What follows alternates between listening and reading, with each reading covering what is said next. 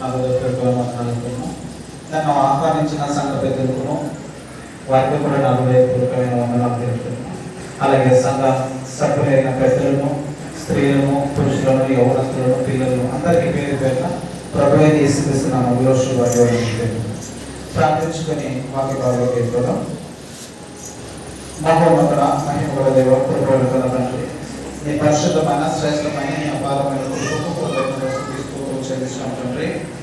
నాయన ఇంతవరకు నీ తండ్రి నీ మాట ద్వారా మైన పరిస్థితికి దిశాంతరం పరిస్థితి తండ్రి. ఇదిగో నన్ను తండ్రి కొద్దిపాటు వాక్యాన్ని తండ్రి, నీ వాక్యంలో తండ్రి మమ్మల్ని ప్రేరేపించమని తండ్రి, ఈ యొక్క స్థితిని తండ్రి ఆలోచన చేసి తండ్రి సంబంధించిన జ్ఞానము పరిశుద్ధాత్మ శక్తిని సహాయం కోరుతున్నాం తండ్రి.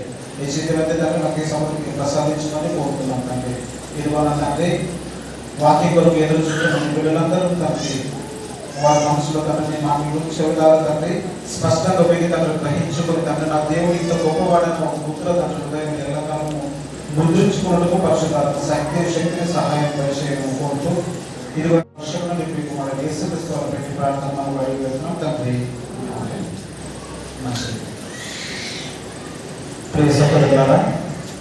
ఇది మీ గ్రామానికి రావడం రెండోసారి. ఇంతకు మునుపు వచ్చాను, ఒక వేరే సహోదరుడు వాక్యం చెప్పారు. ఇది నేను మొదటిసారిగా వాక్యం పంచుకోవడం. దేవుడికి కృపను ఇచ్చినందుకు దేవుడికి ఎంతో ఆనందిస్తున్నాం, సంతోషిస్తాం. దేవుడికి రుణస్తుడిగా ఉన్నాం. కొన్ని భాగం మనము వాక్యంలోకి వెళ్ళిపోతే మన దేవుడు ఎవరండి? మన దేవుడు ఎవరు? పేరు ఎంతైనా పేరు యెహోవా దేవుడు. యెహోవా దేవుడు అంటే అర్థం, యెహోవా దేవుడు అంటే అర్థం ఉన్నవాడు అన్నమాట. ఉన్నవాడు అంటే ఇంగ్లీష్లో ఏమంటారంటే సెల్ఫ్ ఎగ్జిస్టెన్స్ బీయింగ్ అంటే స్వతహాగా ఎవరి చేత ఎవరి చేతి ద్వారా ఎవరి సహాయం లేకుండా ఉన్నవాడు సెల్ఫ్ ఎగ్జిస్టెన్స్ బీయింగ్ అంటే స్వంతంగా ఉన్నవాడు అని మన దేవుడికి బిరుదుంది. అలాగే మనము ఒకసారి దేవుడి గురించి ఆలోచన చేద్దాం. హోషేయ గ్రంథంలో ఇలా ఒక మాట ఉంటుంది, చూద్దాం. హోషేయ గ్రంథం 6:3 దయచేసి స్పష్టంగా చదవాలని సహకరించాలని కోరుతున్నాం. హోషేయ గ్రంథం 6:3 యెహోవాను గురించిన జ్ఞానమును సంపాదించుకొనుటండి. యెహోవాను గురించిన జ్ఞానము సంపాదించుకొనుటండి. ఆయనను అనుసరించును రండి అంటున్నాడు.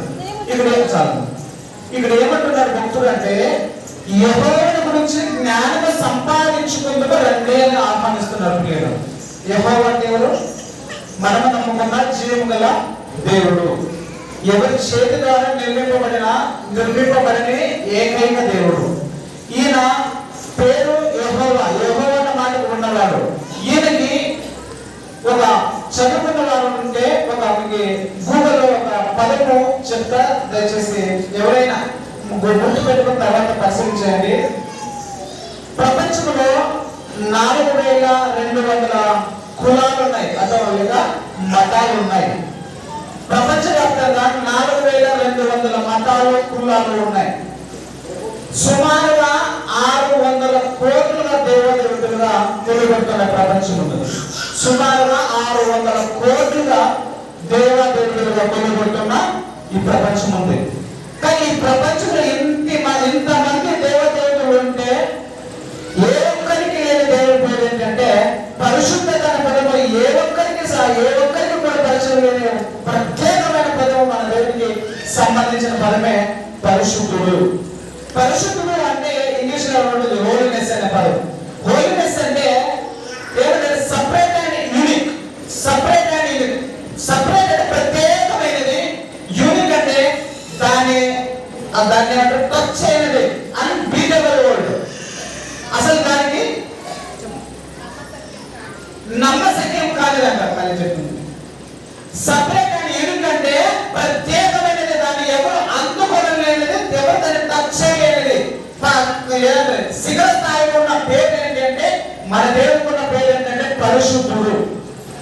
ఈ పరిశుద్ధుడైన దేవుడు మనము నమ్ముకున్న జీవన దేవుడు, ఏకైక నామం కలిగిన ఈ దేవుడు ఈ ప్రపంచంలో 600 కోట్లకు పైగా ఎక్కువగా ఉన్న ఈ దేవదేవతలకి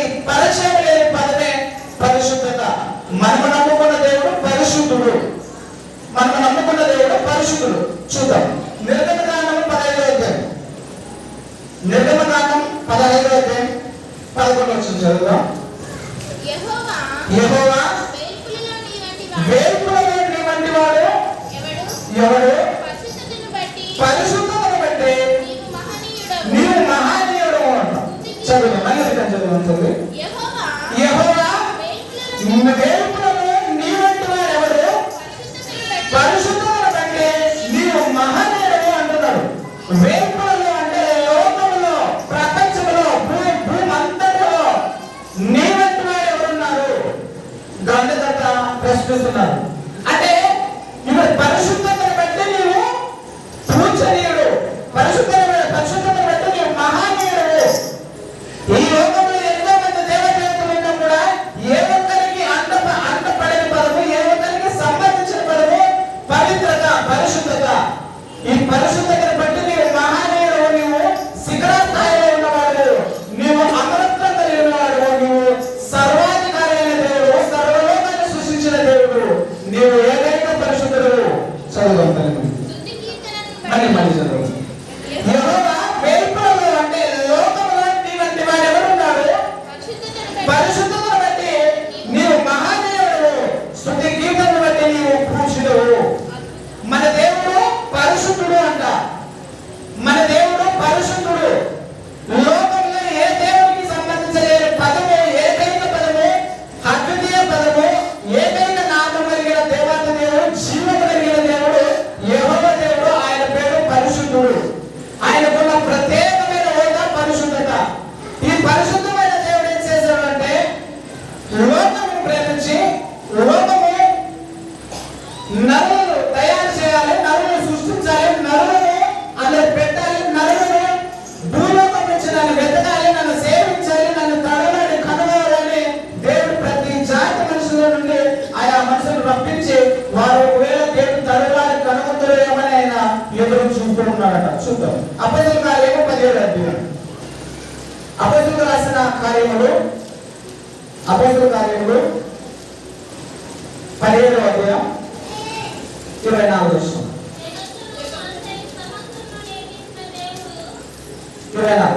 జగత్తును అతని సమస్తము నిర్మించిన దేవుడు తానే ఆకాశమును భూమికి ప్రభువు అయినందున హస్తకృతములైన ఆయన ఆలయంలో నివసింపుడు. ఆయన అందరికీ జీవమును, ఊపిరిని సమస్తము దయచేయవాడు. తనకు ఏదైనా పని ఉన్నట్టు మనుషుల చేతులతో సేవింపబడతాడు. నెక్స్ట్. మరియు యావత్ భూమి మీద కాపాడుకున్నటకు ఆయన ఒకరి నుండి ప్రతి జాతి మనుషులను సృష్టించి వారు ఒకవేళ దేవుని తడవాడు కనుగొందరేమని తండ్రి యొక్క నిమిత్తము నిర్ణయ కాలము వారి నివాస స్థలంలో పరిమాణాలు ఏర్పరచును.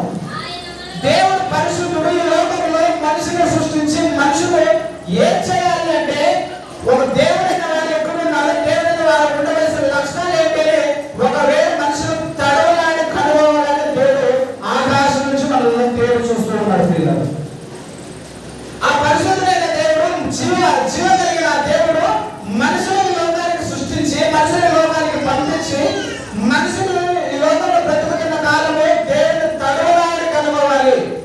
దేవుడు అంటే ఏంటి, దేవుడి శక్తి అంటే దేవుడు ఉనికి అంటే దైవత్వం అంటే ఆయన నిత్య శక్తి అంటే ఆయన ఉనికి అంటే ఆయన స్థితి అంటే గ్రహించుకోవాలి. వాళ్ళు స్వతహాగా పరిశీలన చేసి దేవుడు తెలుసుకోవాలి అన్నమాట దేవుడు ఉపయోగిస్తున్నాడు. దేవుడు దాన్ని కోరుకుంటున్నాడు. మనిషి దేవుని తడవలాని కనుగొనాలి, మనిషి దేవుని వెతుకుతూ కనుగొనాలి.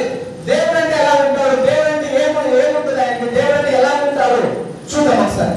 రోమిలికి రాసిన పత్రిక 1వ అధ్యాయం 19వ వచనం. రోమిలికి రాసిన పత్రిక 1వ. ఎందుకనగా దేవుని గురించి తెలియసఖ్యమైనదేదో అది వారి మధ్య విషదమై ఉన్నది. దేవుడు అది వారికి విషదపరిచెను.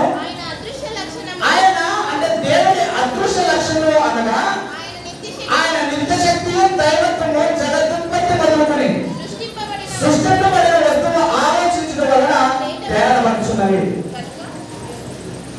దేవుడు అంటే ఎవరు, దేవుడు అంటే ఎలా ఉంటాడు, దేవుడు ఎలా ఉంటాడు అని మనం ఆలోచన చేస్తే సృష్టి చూడాలని దేవుడు చెప్తున్నాడు. సృష్టి ఎలా వచ్చింది, సృష్టి నిర్మాణకుడు ఎవరు? ఒక కుటుంబాన్ని చూస్తే, ఒక మందిరం చూస్తే, ఒక ఇంటిని చూస్తే, ఒక ఎంత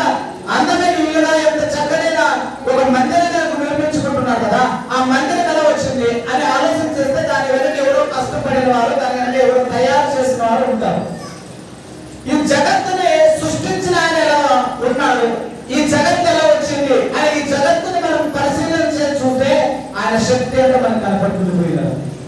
ఈ భూమి ఎలా వచ్చింది, ఈ నక్షత్రాలు ఎలా వచ్చాయి, సూర్యచంద్రాలు ఎలా వచ్చాయి, సూర్య మండలాలు ఎలా వచ్చాయి, మన వరకు ఈ ప్రకృతి ఎలా తయారు చేయబడింది, ఎవరు చేశారు, దానంతటి దానే వచ్చిందా, ఎవరైనా నిర్మించాడా, దానంతటి దాని రావడానికి ఏదైనా ఆస్కారం ఉందా అని మనం పరిశీలన చేస్తే ఏది కూడా ఒక సహాయం లేకుండా సృష్టింపబడినట్టు ఉనికిలోకి వచ్చినట్టు మనము ఎక్కడ చూడము. ఏదైనా మనకి కంటికి కనబడుతుందంటే అది దాని వెనక ఎవరో ఒక నిర్మాపకుడు ఉన్నాడు, దాన్ని తయారు చేసిన ఒక ఆయన ఉన్నాడు. ఒక మన చేతి వాచ్ తీసుకోండి, ఒక మొబైల్ తీసుకోండి, ఒక ప్రతిదీ ఏదైనా బట్టలు తీసుకోండి, ఏదైనా తీసుకోండి, ఏదైనా తీసుకున్నా దాని వెనక ఒక నిర్మాపకుడు ఉంటాడు. ఈ సృష్టిని చూస్తుంటే ఈ సృష్టి ఉన్నది, ఈ సృష్టి ఎక్కడ ఉంటుంది, ఈ సృష్టిని ఎవరు తయారు చేశారని చెప్తే దేవుడు తయారు చేస్తాడు. ఆ దేవుడు తయారు చేసిన దేవుడు ఎవరంటే పరిశుద్ధుడు. ఆయన పరిశుద్ధుడు. ఆయన స్థితి ఏంటంటే ఈ లోకంలో ఏ ఒక్కరికి లేని ఏకైక యూనిట్, ఏకైక ఒక నామము పరిశుద్ధత. ఈ పరిశుద్ధుడైన దేవుడు ఈ సర్వలోకాన్ని సృష్టించింది ఎందుకొరకు? ఈ సర్వలోకాన్ని సృష్టించి సర్వలోకంలో మనుషులందరూ పెట్టాడు ఎందుకొరకు అంటే వారు ఒకవేళ దేవుడిని తడువులాగే కనుగోవాలి అని దేవుడు ఆశతో ఎదురు చూస్తున్నారు. కీర్తన గ్రంథం ఎప్పుడు 12 ఉంటుంది. వివేకం కలిగి దేవుడు ఎదుగు వాళ్ళు కలగలేమో అని మాట్లాడుతున్నాం. కీర్తన గ్రంథము 14:2 అందరూ ఒకరితో ఒకరు కీర్తన గ్రంథము వివేకము కలిగి దేవుని వెతుకువారు కలరేమో అని యెహోవా ఆకాశం నుండి నరులను చూసి నరులను పరిశీలించుచున్నాడు. దేవుడు ఆకాశం వెలుపట ఉండి నరులు భూలోకంలో ఉన్నారు. వారు వివేకం కలిగి దేవుని వెతుకువారు కలరేమో అని దేవుడు ఎదురు చూస్తూ ఉన్నారు. దేవుని వెతుకువారు కలరేమని ఆయన ఆకాశం నుండి నరులను పరిశీలిస్తూ చూస్తున్నాడు. దేవుడు కొరకు ఎవరైనా ఆలోచన చేస్తాడా? దేవుడిని ఎవరైనా ఆలోచన చేస్తున్నాడా? దేవుడు ఎలా ఉంటాడని ఆలోచన చేస్తున్నాడా? దేవుడి స్థితి ఏంటో చేస్తున్నాడా? దేవుడు ఎందుకొరకు ఎలా సృష్టించాడంటే పరిశీలన చేస్తున్నాడా? దేవుడు నా కొరకు ఏమైనా చేస్తాడా? ఆయన ఎలా ఉంటాడు? నాతో ఏం పని ఆయనకి? నా కొరకు ఇలా చేయడం ఆయన ఎందుకొరకు చేశాడని ఎవరైనా వివేకం కలిగి దేవుడి గురించి ఆలోచన చేసే ప్రయత్నం చేస్తాడు. మన దేవుడు ఆకాశం నుండి వేరు చూస్తున్నాడు. ఆకాశం నుండి తేరు చూస్తే జనులు ఆకాశం నుండి తేరు చూస్తున్న ఈ దేవునికి జనులు మాత్రం ఎలా కనపడుతున్నారంటే పాపము చేతను అపరాధం చేతను చచ్చిన వారైగా ఉన్నారు. మన దేవుడు పరిశుద్ధుడు. నేను పరిశుద్ధులైన ప్రకారం మీరు కూడా పరిశుద్ధులై ఉండాలన్న దేవుని ఆజ్ఞను నరులను మర్చిపోయి ఏం చేస్తారంటే తమకి ఇష్టానుసారమైన జీవితం బ్రతుకుతూ దేవునికి హేయమైన కార్యాలు చేస్తూ దేవునికి అసహ్యమైన కార్యాలు చేస్తూ దేవుడిని సంపూర్ణంగా మర్చిపోయే పరిస్థితి వచ్చింది. ఇలా ఉన్నప్ప ఈ తరుణంలో దేవుడిని మర్చిపోయిన ఈ తరుణంలో దేవుడికి ఎలా ఉంటాడు, దేవుడి ఆయన స్థితి ఏంటి, ఆయన గతి ఏంటి, ఆయన ఎక్కడుంటాడు, ఆయన ఎక్కడుంటాడు అని మనం ఆలోచన చేస్తే చూద్దాం. ఎక్కడుంటాడు ఆయన? కీర్తన గ్రంథము 139 అధ్యాయం. కీర్తన గ్రంథము 139 అధ్యాయము 139 అధ్యాయం 7 నుంచి చదువుదాం. 6 నుంచి చదువుదాం. యుక్తి తెలివి నాకు మించినది అది అగోచరం. ఏంటి తెలివి, ఏంటి అగోచరం అంటే దేవుడు ఎలా ఉంటాడు, దేవుని స్థితి ఏంటి, దేవుడు ఎక్కడ ఉంటాడు, దేవుడు ఎలా ఉంటాడని మన మట్టి నేత్రము, మన మనిషి నేత్రము, మనిషి మట్టి మెదడులో ఉన్న ఈ మెదడుతో ఆలోచన చేస్తే దేవుడు ఎలా ఉంటాడంటే యుక్తి తెలివి నాకు మించినది, యుక్తి తెలివి నాకు మించినది. చదువు. యుక్తి తెలివి నాకు మించినది అది అగోచరము. దేవుడు ఎలా ఉంటాడో తెలుసుకోవడం అగోచరము. యుక్తి తెలివి నాకు మించినది. మానవులమైన మనము దేవుడు ఎలా ఉంటాడో, ఆయన స్థితి ఏంటో, ఆయన ఉనికి ఏంటో, ఆయన స్వభావం ఏంటో, ఆయన ఆకారం ఏంటో అని ఆలోచన చేస్తే యుక్తి తెలివి మనకు మించినది. ఆయన ఆకారం ఎలా ఉంటాడో తెలియదు. కొన్ని చోట్ల ఆయన ఆత్మయ్య ఉన్నాడు అంటున్నాడు, కొన్ని చోట్ల వెలుగై ఉన్నాడు అంటారు, కొన్ని చోట్ల దేవుడు దహించు అగ్ని వలె ఉంటాడు అంటారు. ఆకారం ఒక దానికి ఆకారం ఇవ్వగలమా? వెలుగుకు ఆకారం ఇవ్వగలమా? ఆత్మకు ఆకారం ఇవ్వగలమా? దహించు అగ్ని వలె ఉన్నాడంట, అగ్నికి ఆకారం ఇవ్వగలమా? దేవుడు ఏ ఆకారంలో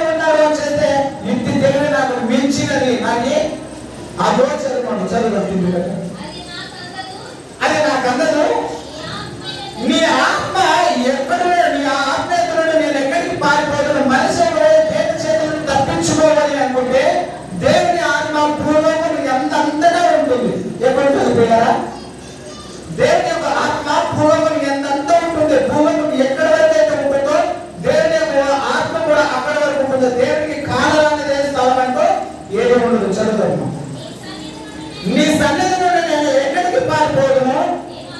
నేను ఆకాశం ఎక్కిపోయిననే నీవు అక్కడ ఉన్నావు. నేను పాతాళమందు పడుకునేదో నీవు అక్కడ ఉన్నావు. నేను వేకువ రెక్కలు కట్టుకుని సముద్ర దిగంతములో నివసించినను అక్కడ నీవు చేయనను నడిపించును. ఎక్కడ చెప్తున్నాడు భక్తుడైన దావీదు గారు దేవుడి స్థితిని, దేవుడు ఉనికిని ఎలా చెప్తున్నాడంటే, నేను రెక్కలు కట్టుకుని ఆకాశానికి ఎక్కిపోయినా, ఆకాశంలో దాటి నేను అంతరిక్షం దాటి వెళ్ళిపోయినా కూడా నువ్వు అక్కడ ఉంటావు. సముద్రంలో అట్టడుగుకు వెళ్ళినా కూడా అక్కడ నేను చేయి పట్టుకున్నాను లేపుతుంది. నేను పాపం చేసి ఎక్కడైతే పారిపోవాలంటే నేను నీ ఆత్మ ఎక్కడుంటే నేను ఎక్కడికి పారిపోయినా అక్కడ నీ ఆత్మ నాకు తారసపడుతుంది, నీ ఆత్మ నన్ను చూస్తుంది. నేను పండుకునేదో చూస్తుంది, నడిచినదో చూస్తుంది. పైన మాటలు చదువుదామా? 2వ వచనం. నేను కూర్చుంటుట నేను లేచుట నీకు తెలియను.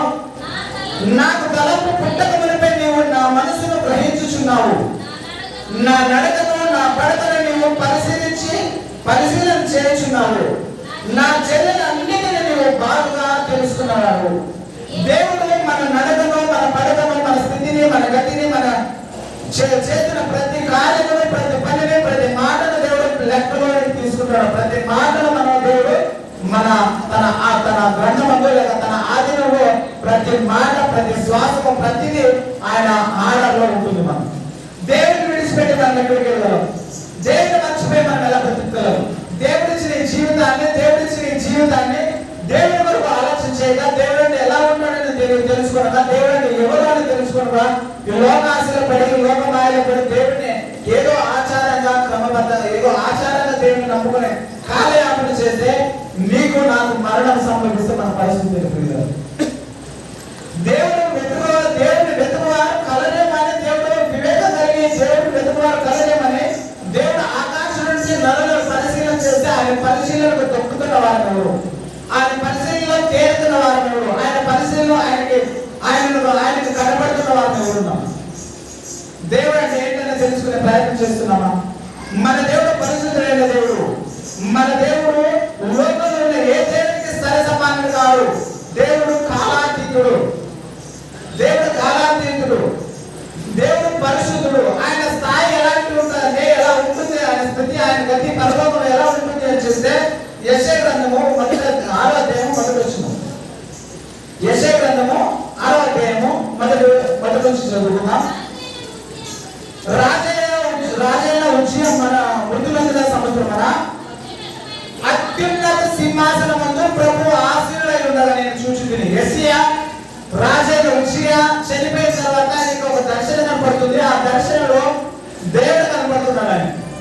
ఆయన కనపడుతుంటే, ఆయన చూస్తుంటే, ఆయన మహిమను ఆయన వివరిస్తున్నాడు. ఎలా ఉంటుందంటే, అత్యున్నత సింహాసనమందు దేవుడు ఆసీనుడై ఉన్నాడంట.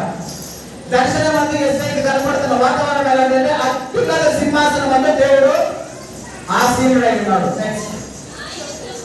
ఆయన చొక్కాయి అంచులు దేవాలయమును నిండుకొనెను. దేవుని యొక్క చొక్కాయి అంచులు ఇశ్రాయేలు సొలొమోను కట్టిన ఒక దేవాలయంలో ఆయన చొక్కాయి అంచు దేవుని ఒక మందిరం పైన తగిలి ఉన్నది. చూద్దాం, మరి చదువుదామా? ఆయన చొక్కాయి అంచులు దేవాలయంలో నిండుకొనెను. ఆయనకు పైన శరాపులు ఉంది. శరాపులు అంటే కింద ఏముందన్న ఫుట్బాల్ మహాదూతలు అంట. ఇంగ్లీష్ లో ఏముంటుందంటే ఫైర్ ఏంజల్స్. ఫైర్ ఏంజల్స్ అంటే ప్రధాన దూతలు, మహాదూతలు.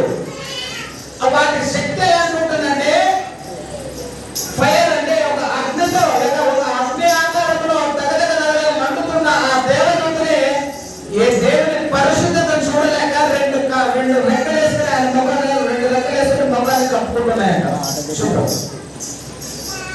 చదువుదామా?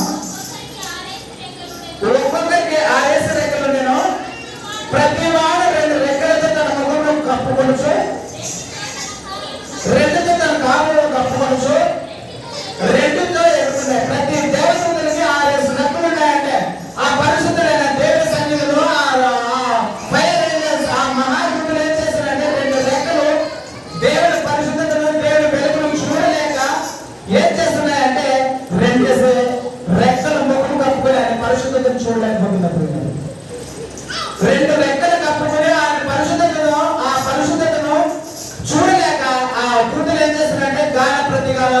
అన్నాడు. దేవుడు పరిశుద్ధుడు. చదవండి. వారు సైన్యములకు అధిపతి యెహోవా పరిశుద్ధుడు పరిశుద్ధుడు పరిశుద్ధుడు, సర్వలోకము ఆయన మహిమతో నిండుకొని ఉన్నది అని గొప్ప స్వరముతో గాన ప్రతిగానాలు చేస్తున్నారట. దేవదూతలే ఆ మహాస్వరూపుడైన దేవుడి పరిశుద్ధతను చూడలేక ఆ మహాదూతలే రెండు రెక్కలు కప్పుకొచ్చున్నాయి.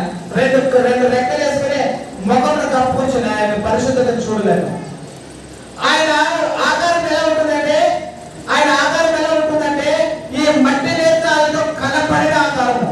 దేవదూతలకు సహితము ఆయన వచ్చిన రూపం చూడలేక రెండు రెక్కలు కప్పుకుంటున్నాయి. ఆయన వెలుగై ఉన్నాడు. ఆయన ఏమైనాడు? వెలుగై ఉన్నాడు. ఆ వెలుగుని, ఆ పరిశుద్ధతను, ఆ స్థితిని, ఆ గతిని వారు దేవదూతలు మహాదూతలే చూడలేక రెండేసి వేసుకుని అడ్డము కప్పుకొచ్చు. దేవుడు పరిశుద్ధుడు పరిశుద్ధుడు పరిశుద్ధుడిని గాన ప్రతిగానాలు చేస్తున్నాడు. మనము ఆ పరిశుద్ధత ప్రజలు తెలిసినా కూడా దేవుడు ఎలా స్థితిలో ఉంటాడని ఎరగకే దేవుని ఒక ఆట బొమ్మలో చూసుకుంటున్నాం. ప్రియులు, అవునా కదా? దేవుడంటే మనకు పెద్దగా భయం లేదు. దేవుడంటే మనకు పెద్దగా ఆసక్తి లేదు. మనం ఏ పాపం చేసినా ఏ తప్పు చేసినా దేవుడు క్షమిస్తాడే, దేవుడు చూడలే అన్న భావంలో ఉన్నాం. కానీ దేవుడు తన సన్నిధిలో ఉన్న దేవుడు ఆయన పరిశుద్ధత చూడలేక రెండు రెక్కలు వేసుకుని ముఖం కప్పుకుంటుంది. అంత మహాభయంకరుడు మహాభీకరుడు మన దేవుడు. ప్రపంచంలో 4,600 ఉన్న మత సాంప్రదాయాలు కలిగిన ఈ ప్రపంచంలో ఏ ఒక్క దేవుడికి ఇంత గొప్ప కీర్తి, ఇంత ఘన కీర్తి లేని ఏదైక దేవుడు మన దేవుడు. మనుషుల చేత నిర్మింపబడిన దేవదేవతల లోకం ఎన్నో ఉన్నాయి. మనుషుల చేత నిర్మింపబడిన దేవదేవతల లోకం ఎన్నో ఉన్నారు. మన దేవుడు మనుషులను నిర్మించిన దేవుడు. మన దేవుడు మనుషులను నిర్మించిన దేవుడు పరిశుద్ధుడై ఉన్నాడు. ఆ పరిశుద్ధుడైన దేవుడి సన్నిధానంలో మనం వస్తున్నప్పుడు మన ప్రవర్తన, మన నడవడిక, మన స్థితిలో, మన గతులు, మన పూర్వ స్వభావాలు ఎలా ఉన్నాయి? మహాదూతలే ఆయన సన్నిధానంగా ఆయన సన్నిధికి వస్తూ ఉంటే ఆయన భయపడుతూ వణుకుతూ రెండేసి రెక్కలేసుకుని మొహంలో కప్పుకుంటున్నాయి. మనము పాపం చేస్తూ కూడా ఆయన సన్నిధిలో వచ్చి ప్రశాంతంగా కూర్చుంటుంది. దేవదూతలకున్న భయం అనుకుంటాం. దేవదూతలకున్న భయం అనుకుంటాం. మనమంటే దేవుడు మన స్థాయిలో దేవుడు ఎలా చూసుకున్నామంటే ఆట బొమ్మలా చూసుకుంటున్నాం. దేవుడు అంటే మనకు పెద్దగా భయం లేదు. దేవుడి సన్నిధానం అంటే మనకు పెద్దగా భయం లేదు. ఆ రెండు మహాదూతలే ఆయన సన్నిధానానికి రావాలంటే వణుకుతూ ఉన్నాయి. మనం ఆయన పాపం చేస్తే మందిరంలో కనిపిస్తుంది. దేవుడు అనుకుంటున్నాడు. దేవుడు పరిశుద్ధుడు. పాపంలో చేరక ప్రత్యేకంగా ఉండేవాడు. ఆయన దేవుడు పాపంలో చేరక ప్రత్యేకంగా ఉండేవాడు. యూనిట్ గా ఉంటున్నాడు. ఆయన ఈ లోకంలో ఉండేవాడు కాయన లోకానికి అతీతంగా బ్రతుకుతున్నవాడు. మనం ఆకాశం అంతా దేవుడు ఉన్నాడు అనుకుంటున్నాం. ఆకాశం వెలుపల దేవుడు మహిమ ఉంటుంది. ఆకాశం వెలుపల, అంతరిక్షపు వెలుపల దేవుడు మహిమ ఉంటుంది. ఆయన స్థితి ఉంటుంది. మొదటి తిమోతికి రాసిన పత్రిక 6వ అధ్యాయం అమరత్వం కలిగి అని ఒక మాట చూద్దాం. మొదటి తిమోతి పత్రిక 6వ అధ్యాయం మొదటి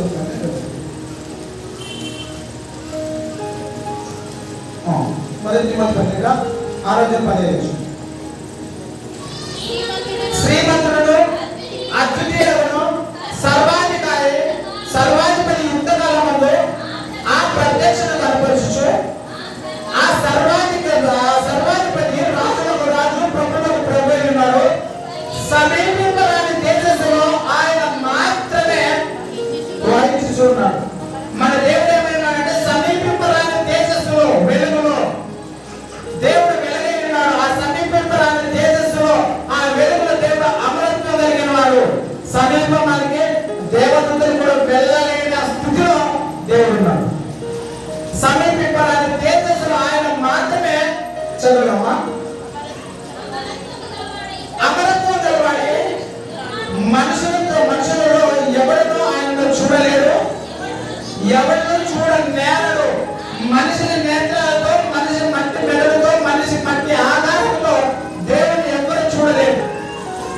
దేవుడు అమరత్వం కలిగిన వాడు. ఆయనకి సావు పుట్టుకలు అన్నది లేదు. మొదట మాట్లాడుకున్నాం.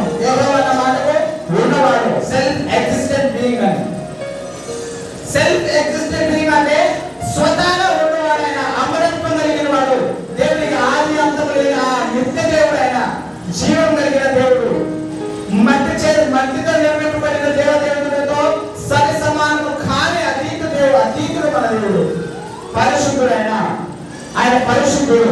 చదువు మళ్ళీ చదువు. శ్రీమంతుడును అద్వితీయుడు సర్వాధిపతి యుక్తకాలములో ఆ ప్రత్యక్షత కనపరచుచు ఆ సర్వాధిపతి రాజులకు రాజు ప్రభువులకు ప్రభు అయినాడు. సమీపింపరాని కేసెస్లో ఆయన మాత్రమే నేను వసించుచు అమరత్వం కలిగిన వాడు ఉన్నాడు. ఆ సమీపింపరాని తేజస్సులో దేవుడు మాత్రమే ఉన్నాడు. ఆ దేవుడు చూడడానికి నిన్ను నన్ను లోకానికి పంపించాడు. ఈ మట్టి దేహంతో, మట్టి శరీరాలతో, మట్టి నేత్రాలతో, మట్టి మెదడుతో దేవుడు చూడలేము. మనకు కూడా అమరత్వం కలిగిన మహిమ దేవుడు మన వరకు ఉన్నది. ఆ మహిమ దేవాన్ని దేహాన్ని మనం ధరించుకుంటే ఒకనొక స్థితిలో ఒకనొక కాలంలో దేవుని అమరత్వం కలిగిన దేవుని సమీపింపరాని తేజస్సులో మనం కూడా వెళ్ళే అవకాశం దేవుడు మనకి ఇస్తున్నారు. ఆ పరిశుద్ధులైన దేవుని చూడాలని నాకు ఆశ ఉందా? దేవుడు ఎలా ఉంటున్నాడు అంటే ఒక చిన్న ఉదాహరణ చెప్తా. మనందరికీ తేనె ఇష్టమా? తేనె అది మనకి కరువు కాలంగా ఉన్నప్పుడు లేదా ఒక చాలా సంవత్సరాలుగా తినక మునుపు దాన్ని రుచి తినాలని ఎంత ఆశ ఉంటుంది కదా, ఎంత ఆపేక్షతో ఎదురు చూస్తుంటారు కదా, ఎంత ఆసక్తితో దాన్ని, ఎంత శ్రద్ధతో దాన్ని తినాలనే ఆశతో ఎదురు చూస్తున్నారు కదా. అర్థమవుతుంది కదా. తేనె అందరికి మధురమే కదా. తేనె అందరికి మధురమేనా?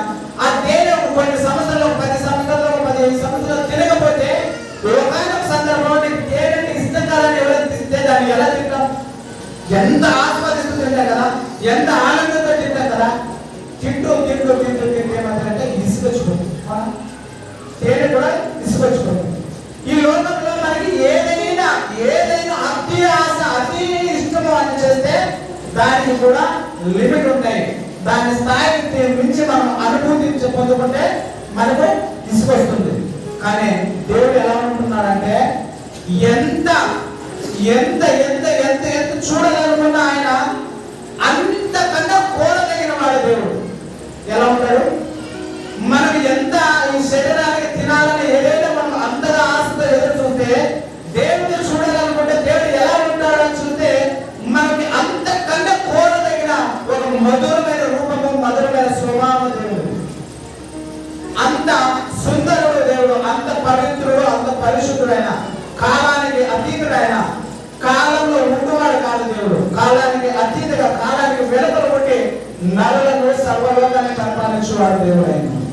చూద్దాం ఆయన మాటలు, ఆయన స్వభావము, ఆయన స్థితి, ఆయన గతి ఎలా ఉంటుంది. మళ్ళీ కొన్ని లేఖనాలు మనం పరిశీలన చేస్తే కీర్తన గ్రంథము 19వ అధ్యాయము, కీర్తన గ్రంథము 19వ అధ్యాయము, కీర్తన గ్రంథము 19వ అధ్యాయము 6 నుంచి చదువుతున్నాం.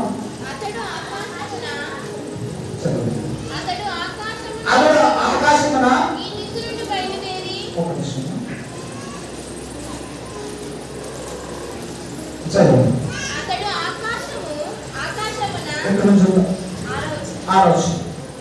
అతడు ఆకాశమున ఈ దిక్కు నుండి బయలుదేరి ఆ దిక్కు వరకు దాని చుట్టూ తిరుగుచున్నాడు, తిరిగి వచ్చుచున్నాడు. అతని మేలుకి మరుగైనది ఏదీ లేదు. దేవుడు ఏమంటున్నాడంటే ఈ మూల నుంచి ఆ మూల వరకు, ఈ దిక్కు నుంచి ఆ దిక్కు వరకు ఆయన సంచరించువాడు దేవుడు. నెక్స్ట్ ఆయనకి మరుగైనది ఏది ఈ లోకంలో లేదు. ఆయనకి దేవుడికి, మన పరిశుద్ధుడైన దేవుడికి మరుగైనది ఈ లోకంలో ఏదీ లేదు. ఇప్పుడు ఆయన స్థితి ఎలా ఉంటుంది, ఆయన మాటలు ఎలా ఉంటాయి, ఆయన స్వభావం ఎలా ఉంటుందంటే కింద లేఖనాలు చదువుతాం. యెహోవా నియమించిన ధర్మశాస్త్రము యథార్థమైనది. కొన్ని పదాలు చెప్తా అనులేచుకుంటున్నారు కదా. యెహోవా నియమించిన ధర్మశాస్త్రము యథార్థమైనది, అది ప్రాణము తెప్పరిల్ల చేయము. యెహోవా శాసనము నమ్మదగినది, అది బుద్ధిహీనులకు జ్ఞానము పుట్టించినది. యెహోవా ఉపదేశము నిర్దోషమైనది, అది హృదయమును సంతోషపరచును. యెహోవా ఏర్పరిచిన ధర్మము నిర్మలమైనది, అది కన్నులకు వెలుగైనది. యెహోవా యందు భయము పవిత్రమైనది, అది నిత్యము నిలుచును.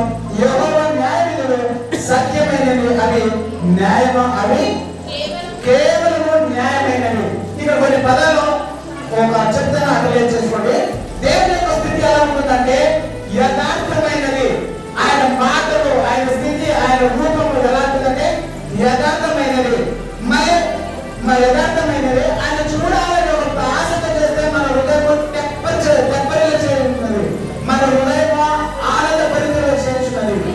నెక్స్ట్, ఒకవేళ దేవుని చూడాలి, దేవుని చూడాలని చేస్తే మనకి జ్ఞానం ఇచ్చేది. నెక్స్ట్, దేవుని మాటలు నిర్దోషమైనవి. దాంట్లో ఏ దోషము ఉండదు, ఏ తప్పు ఉండదు, ఏ అబద్ధము ఉండదు. దేవుని మాటలు ఎలా ఉంటాయి? నిర్దోషమైనవి. నెక్స్ట్, అది పవిత్రమైనవి. ఎలాంటివి? దేవుని మాటలు పవిత్రమైనవి. నెక్స్ట్, అవి నిత్యము నిలిచే, ఎల్లకాలం ఉండేది.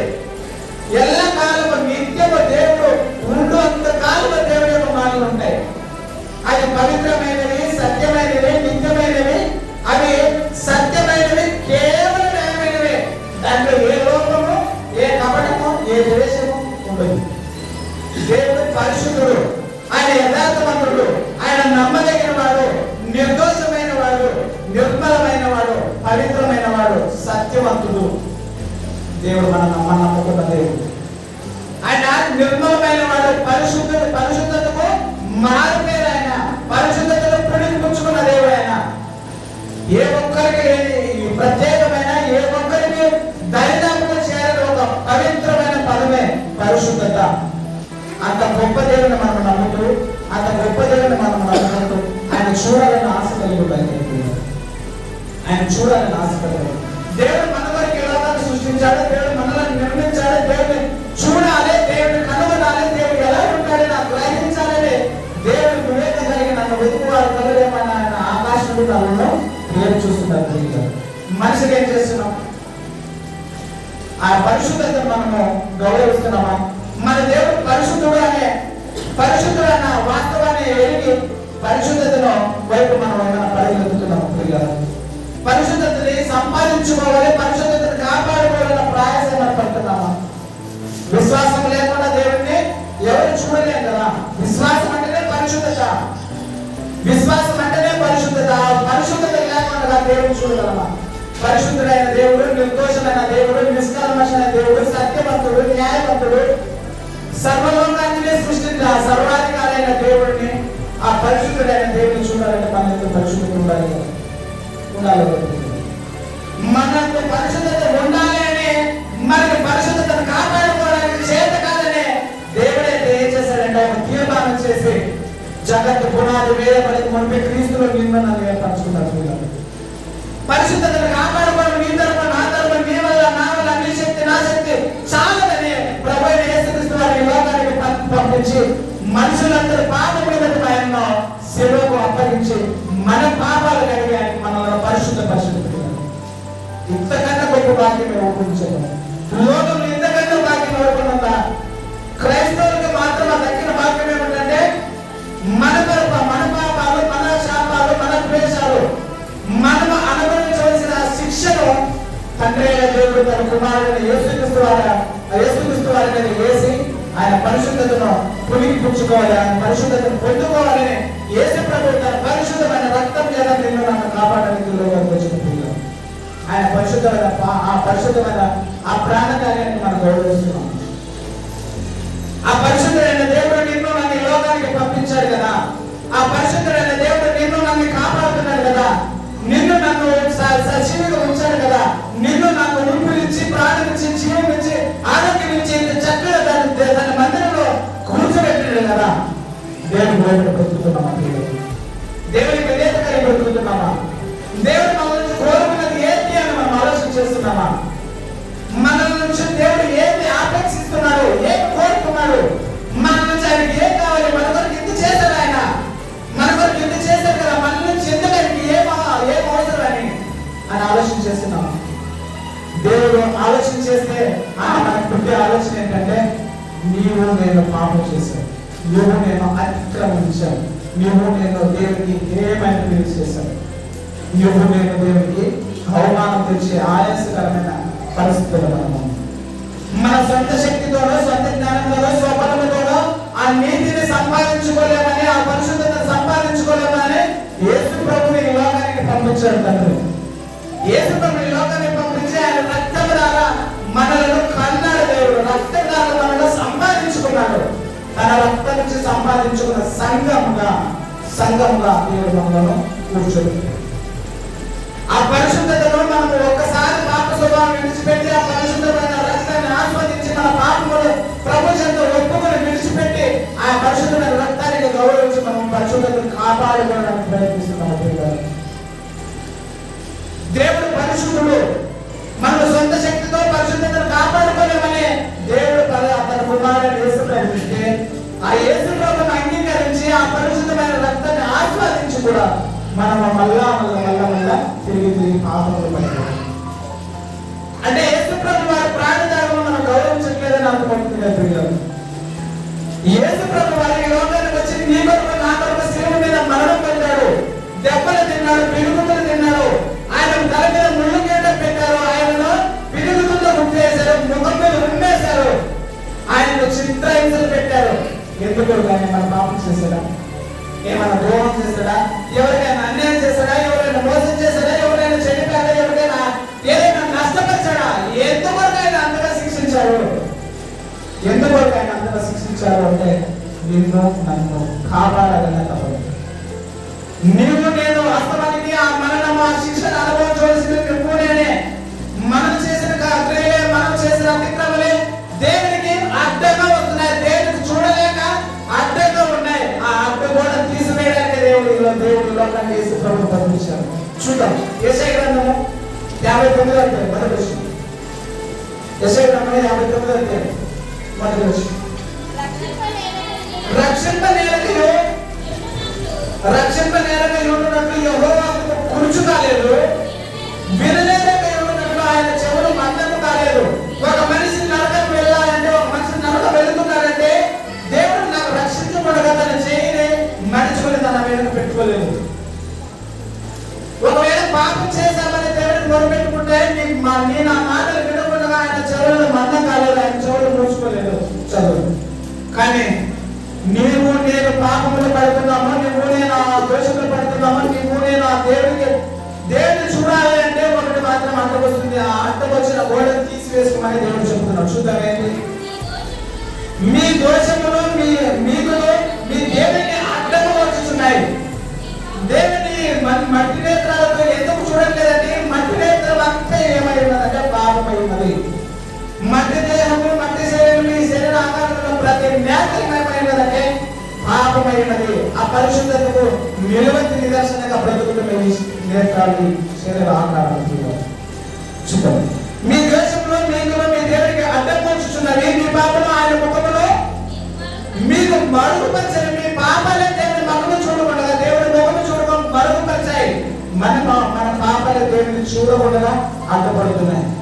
ఆ స్వభావాన్ని, ఆ పరిశుద్ధతను ఆయన సమీపించడానికి తేజస్సులు అమృత కలిగిన దేవుడిని చూడాలి అంటే ఈ మట్టి నేత్రాలతో చేస్తున్న పాపాన్ని మనకు దేవుడిని కాదరాకుండా చేస్తున్నది. ఈ మట్టి నేత్రాలే దేవుడిని కాదరాకుండా దేవుడికి దేవుడు మనకి కనపడకుండా మన పాపాలు, మన దోషాలు అడ్డంగా వస్తున్నాయి. ఈ అడ్డుగోడని, అడ్డంకులను తీసివేయడానికి పరిశుద్ధులను యేసు ప్రభువుని ఈ లోకానికి పంపించి నీ నా పాపాలు ఆయన శిలువ మీద మరణం పొందాడు, దెబ్బలు తిన్నాడు, హింసపడ్డాడు. తన శరీరంలో ఉన్న ప్రతి రక్తపు బొట్టు కారణంతగా హింసించారు కదా.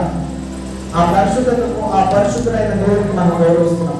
ఆయన ప్రాణాన్ని మనకు గౌరవించి ఆయన పరిశుద్ధతను పెంచుకోవాలి, ఆ పరిశుద్ధతను కాపాడుకోవాలని ప్రయాసం పడుతున్నాం. దేవుడు పరిశుద్ధుడు. మనకు నమ్ముకున్న లోకంలో ఉన్న దేవదేవుడి కన్నా అతీతుడు మన దేవుడు. పరిశుద్ధుడైన ఏకైక దేవుడైనా నీకు నాకు అడ్డంగా ఆయన ముఖం చూడకుండా వస్తున్న పాపాలు మాత్రం అడ్డంగా ఉన్నాయి. ఆ పాపాలు తీసివేసుకోవడానికి నీకు నాకు శక్తి చాలదు. నీకు నాకు అంత శక్తి బలము లేదు. స్వజ్ఞానము, స్వబుద్ధిని ఆధారం చేసుకుని దేవుని మెప్పింపలేమనే, దేవుని కనపరచలేమనే యేసు ప్రభువుని లోకానికి మన వరకు పంపించాడు కదా. ఆయన యేసు ప్రభువుని అంగీకరిద్దాం. మన ప్రారంభంలో ఆయన చెంత పెడదాం. మన పరిశుద్ధతను కాపాడుకోవడానికి ప్రయత్నిస్తాం. దేవుడు పరిశుద్ధులై ఉన్నాడు, మనం కూడా పరిశుద్ధులై ఉండాలని దేవుడు కోరుకుంటున్నాడు. ఆ పరిశుద్ధతని కాపాడుకోవడానికి మన శక్తి సాధనే యేసుప్రభు ఈ లోకానికి పంపించాడు. మరియు ఆ పరిశుద్ధతను కాపాడుకోవాలని పరిశుద్ధాత్మ కూడా మనకి తోడుగా ఇచ్చాడు, మన సహాయంగా ఇచ్చాడు. ఆయన సంచకరుడు మనకు ఉన్నాడు. మనకి ఏదైనా కొలువు ఉంటే పరిశుద్ధత, ఏదైనా కొలువు ఉంటే పరిశుద్ధాత్మ, తండ్రి నడుపుకుంటే తండ్రిని వేడుకుంటే పరిశుద్ధాత్మ నుండి పరిశుద్ధతను కాపాడుకోవడానికి విపరీతమైన సహాయం చేసినప్పుడు పరిశుద్ధతల బతుకులో మన దేవుడు పరిశుద్ధుడు. మట్టి చేతులతో నిర్మింపబడిన దేవుడు కాదు, మట్టి దేహాలను నిర్మించిన దేవుడు మన దేవుడు. మన మానవులన్నీ స్వాస్థాలతో నిర్మింపబడిన వాడు మన దేవుడు కాదు, మానవ స్వాస్థాలనే నిర్మించిన దేవుడు. మనం సర్వలోకాన్ని నిర్మించిన దేవుడు, సర్వలోకాన్ని సృష్టించిన ఆ దేవాలయం దేవుడు. ఆ దేవుడు ప్రార్థించుకున్నాం. ఎవరైనా మోకరించే శక్తి ఉంటే మీరు ఉన్న చోటనే మోకరించి చెప్పిన మాటలు పట్టుకొని, దేవా ఇంతవరకు నేను చెప్పు చేశాను, పాపం చేశాను, మీకు అతిక్రమించాను, మీ ఆజ్ఞను ఉల్లంఘించాను అని పశ్చాత్తాపంతో దేవుని సన్నిధిలో మొదలుపెట్టుకున్నాం. ఆయన కృపను వేడుకున్నాం, ఆయన పరిశుద్ధతను వేడుకున్నాం. దేవాన్ని చూడండి, నేను తప్పు చేశాను, మీకు ఆయాసకరమైన కర్మకి ఆయాసకరమైన పాపం ఉండలేదని స్వతహాగా పరిశీలన చేసుకున్నాం, స్వపరిశీలన చేసుకున్నాం. పరిశుద్ధమైన దేవుడు మనల్ని నిన్ను నన్ను కోరుకుంటున్నది పరిశుద్ధత. ఆ పరిశుద్ధతలో అడ్డంకులుగా వచ్చిన పాపం మీలో నాలో ఉన్నదేమో ప్రభు సన్నిధిలో వేడుకుందాం. తండ్రి క్షమించేయ, మా పాపాలే మా దోషాలే నీకు అడ్డంగా వచ్చుతున్నాయి, మా అతిక్రమంగా తండ్రి మీ కుమారుని యేసుక్రీస్తు వారి పరిశుద్ధుడైన దేవుని తండ్రి సేవలు అప్పగించాయి. మా అతిక్రమమే నిన్ను తండ్రి నిన్ను నీ కుమారుని ఎడబాటు చేశాయి. మా పాపములే మా దోషములు తండ్రి నీకు సంతటి వారిని యేసుక్రీస్తు వారికి ఎడబాటు కలిగించాయా. మమ్మల్ని క్షమించు, నీ పరిశుద్ధతను కాపాడుకునేందుకు మాకు శక్తిని సహకరించు. నీవు పరిశుద్ధాత్మ సహాయం మాకు కోరుతున్నాం తండ్రి. తండ్రి నీ ఆత్మ సహాయం లేకపోతే తండ్రి ఇంట్లో ఏ ఒక్క క్షణం కూడా పరిశుద్ధతను కాపాడుకోవడం పశ్చాత్తాపం చేయగలదు. దేవుడి సన్నిధిలో మోకరిద్దాం. దేవుడి సన్నిధిలో మోకరించి మనం ప్రార్థన చేస్తూ దేవుడు మన ప్రార్థన ఆలకించి మనకి ఏది కొలువులో ఉన్నదో మనకి అక్కర కలిగిన ప్రతి ఈవుడు దేవుడు ఇవ్వడానికి సిద్ధంగా ఉన్నాడు. ప్రార్థించడం ప్రార్థించడం మహోన్నత మహిమ కలిగేవాడు కృపగల తండ్రి పరిశుద్ధ సర్వశక్తి సర్వాధికారి ఇదిగో నన్ను తండ్రి నీవు పరిశుద్ధుడు ఏ ఒక్కరి కామరాన్ని వినరాన్ని పదవి పరిశుద్ధతలు తండ్రి నీవు ప్రత్యేకమైన తండ్రి సర్వలోకాన్ని సర్వాధికారిని తండ్రి నీవు మాత్రం కలిగిస్తావు తండ్రి. ఇదిగో తండ్రి సర్వలోకాన్ని ఎదుర్కొన్న ప్రభావం పరిశీలిస్తావు తండ్రి. ఇదిగో తండ్రి నీ సన్నిధానం మమ్మల్ని చేస్తావు. ఇంతవరకు నీ కృపగా తండ్రి నీ పరిశుద్ధత మాకు తెలియజేశావు. తండ్రి నీ పరిశుభ్రాన్ని గ్రహించాను తండ్రి. మాలో పాపాలు తండ్రి బాగుంతో నీ బాధ్యతను ఒక్కరు విడిచిపెడుతున్నాం. మమ్మల్ని క్షమించమని మన్నించమని మా దోషాలను బట్టి తండ్రి మమ్మల్ని శిక్షింపని తండ్రి మమ్మల్ని కాపాడమని నీ పరిశుద్ధాత్మను కోరుతున్నాం తండ్రి. ఇదిగోనైనా తండ్రి తెలిసి తెలియక అపరాధం చేతులు పాపం చేతులు తండ్రి చేసిన పొరపాట్లు చేసిన పాపము అతిక్రమము క్షమించమని మన్నించమని నేర్చుకుంటారు.